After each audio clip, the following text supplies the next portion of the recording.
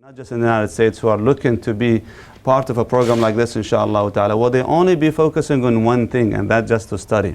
And study one particular thing, and that is the language of the Quran. The language of the Quran, and the language of the Prophet Muhammad sallallahu alaihi wasallam. And this is a privilege, really, wallahi. It's a privilege to have this opportunity. You know, we've been there, we've been in your positions one day in our lives, and we made these journeys. We traveled from our hometowns, we went all the way to Medina, we went all the way to the UAE. I went to different places to study, subhanAllah, I mean, doing my degrees. But this is a legacy of the Anbiya, it's a legacy of our ulama, the Sahaba, the students of knowledge and the scholars. You have to take a journey to be successful if you would like to really become a serious and studious student of knowledge. You have to undertake a journey. Without that journey, being in the comfort of your own home, your own hometown and masjid and so on, it's not the same. So for you guys just doing this, it's a huge, alhamdulillah, step towards bidnillah success in this dunya, inshallah, and the akhirah. But on the other hand, the flip side to this is that you being away from home makes you always feel lonely and feel the nostalgia, and you will always look, you know, remembering your siblings and your parents and your friends and your circles of you know, joy and celebrations and happiness and so forth. So as a result, your mind starts kind of fooling you and tricking you by shutting, you know, the enjoyment from this area over here. You will not be able to click with people here. You're not going to be able to enjoy your stay over here. You only count the days and the hours to the end of the program. If you're doing this right now, you missed already 2 months perhaps. I don't want you to count the days just to say when you're going to be finishing, as much as really enjoying every single minute and every single day of your stay over here. Alhamdulillah, and Allah bless you guys to come over here, mashallah, in such a very young age and very youthful, alhamdulillah rabbil alameen. And even those who are as old as I am, and all of them, is still youthful in our hearts, right? That's the opportunity. We have our second chance, alhamdulillah rabbil alameen. So we always have this opportunity to learn, inshallah. I don't want you to miss this, this chance here. I know there are so many people who would love to be here, other people who finished and maybe they went back, maybe Allah alam how much they use what they learned over here. So I don't want you to repeat the mistakes of other people. I want you to benefit from it, inshallah, tabaraka wa ta'ala. And again, I'm not sure how much you've seen from this community. Hopefully, inshallah, and if you like it, you will stay with us, bidnillah azza wa jal. We have, this is Texas, it's huge, so we have space for everybody, inshallah. Although we dislike, of course, we don't want to kind of deplete every other community from its resources. So we definitely want you, when you finish, you go back, inshallah, benefit the community that is looking up to you, inshallah, looking forward to seeing you after you finish. I know some of you might not have that in their minds. We're only just doing this for ourselves. But, you know, the barakah of the ilm and the knowledge that you learn is by giving some of it out. If you don't give from that ilm, it's gone. As the poetry says in the Arabic language about ilm, يَزِيدُ بِكَثْرَةِ الْإِنفَاقِ مِنْهُ وَيَنْقُصُ إِنْ بِهِ كَفًّا شَدَدْتَ. يَزِيدُ, that knowledge, يَزِيدُ بِكَثْرَةِ الْإِنفَاقِ مِنْهُ. The more you spend of this knowledge, which means the more you share this knowledge with other people, the more that it increases with you, because it stays longer with you. وَيَنْقُصُ إِنْ بِهِ كَفًّا شَدَدْتَ. But if you hold on tight to this knowledge and you don't share it with any other people, it will just go away. You start forgetting about it and you don't benefit from it, and that's it. It just kind of, it becomes obsolete. So the ilm, the knowledge that you're learning right now, the best way of really benefiting from that is go out and teach and go out and learn more and share with people and benefit other people as well. Specifically when you learn language, there's one obstacle really for many people when it comes to learning language, which is the embarrassment thing. You know, I'm afraid if I say the word like yesterday, who was with us yesterday? The tashriih word, yeah. So when you mention the wrong word and replace another word, it sounds funny. And you feel kind of, you don't want to be embarrassed in front of people saying the wrong words and so on. I'll give I myself as a living example for you guys.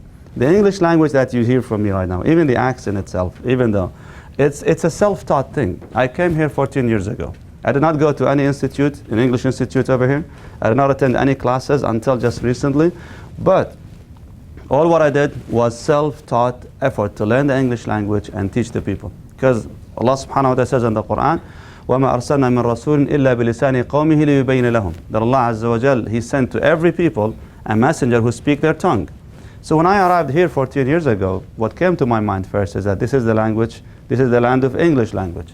And if I'm going to, although it was Spanish basically in El Paso, but anyway, I said, if I'm going to be successful in this life, in this place here, I have to speak the language of the people. So I had to learn the English language on my own. The way I learned it, it's the most unconventional way of learning the language. Imagine they brought me from the airport straight to the minbar, wearing my shirt and my pants to give the khutbah when I don't even know how to speak English.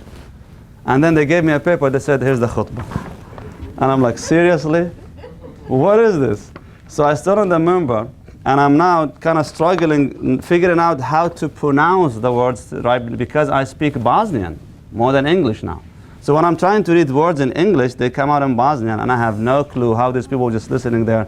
But that tells you how bad the minbar and the khutbah culture was 14 years ago, that people don't even care. Just let us go over with the khutbah and move on. That was it. Then the brothers assigned someone to help me out with the khutbah. So what I do, I write the khutbah handwritings even, in one piece of paper. I used to give it to him. He was, mashallah, a PhD brother who teaches for the university, professor at the university. So I thought, mashallah, I mean, these people, they know English, right? And then he translates the khutbah. The deal was he's supposed to print the khutbah out for me and give it to me by Wednesday so I can exercise and practice before Friday. He never brought it before Friday salah. So he always brings it on his way to the masjid. And I'm like, man, give me at least 2 hours, not even 1 hour, to practice that khutbah, subhanallah.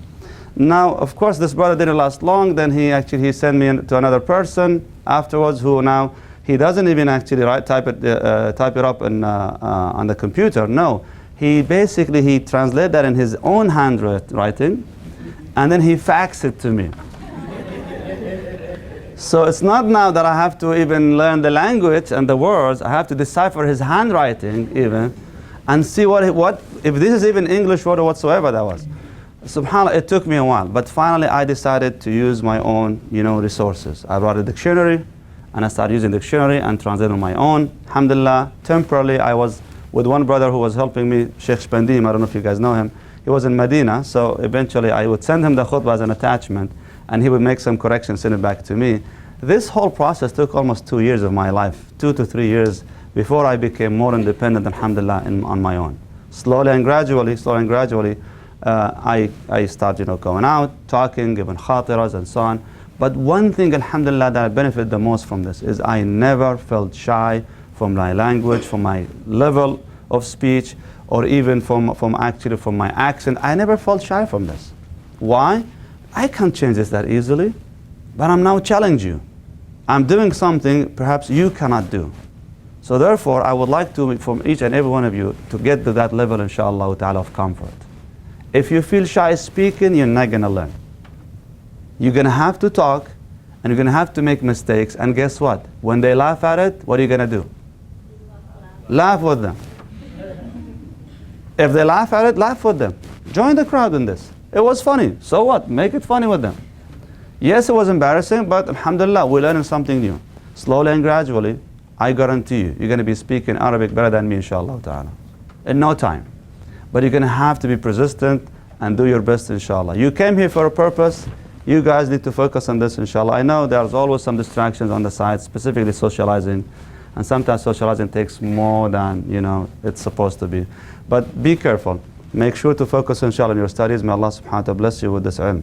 And if Allah Azza wa Jal gave you this amana, you guys, I was just telling the students before that, if you really learn the Arabic language, proper Arabic language, you see these books over here, they're no longer monuments or just, kind of artifacts. They suddenly, wallahi, they suddenly become gates for heaven. You open one book randomly and you're just like, wow, I didn't know they had these things in there. Why? Because suddenly it makes a lot of sense. But for you right now, it's just like you're looking at this as, whoa, these are called references. No, they're called books you can read. But we call them references so that we just kind of convince ourselves, I'm not at that level yet. You are, but you just need to make that effort, inshallah ta'ala, and keep trying. Last advice. For those who are going to be, inshallah, soon advanced in the Arabic language, they ask me, what can I do in order to become spontaneous? Sometimes when I talk, I need to kind of formulate the sentence in my mind first, making the grammar right, this and that, and then before I talk. So how can I become more spontaneous and easy, when I do this? Said the only way really to do this, the best way of doing that, is to write. You need to start a blog in Arabic and start blogging in Arabic. Broken Arabic doesn't matter. Just start blogging and start writing in Arabic language. Why am I saying this? Because when you write, you force your mind to be more focused on words, on language, on sentence, on meanings, and so on. And as you exercise and practice this a lot, it becomes more spontaneous. And that's something I also did myself. I was writing, some of you maybe read some of my articles on Muslim matters and other places. Alhamdulillah, I mean, honestly, that's my personal, writing. It's not like someone was writing for me. But I'm very happy and proud that I forced myself to that level. With reading and writing, you be learn more vocabulary, more sentences, more meanings, and become more spontaneous, inshallah ta'ala. Wallahu a'lam.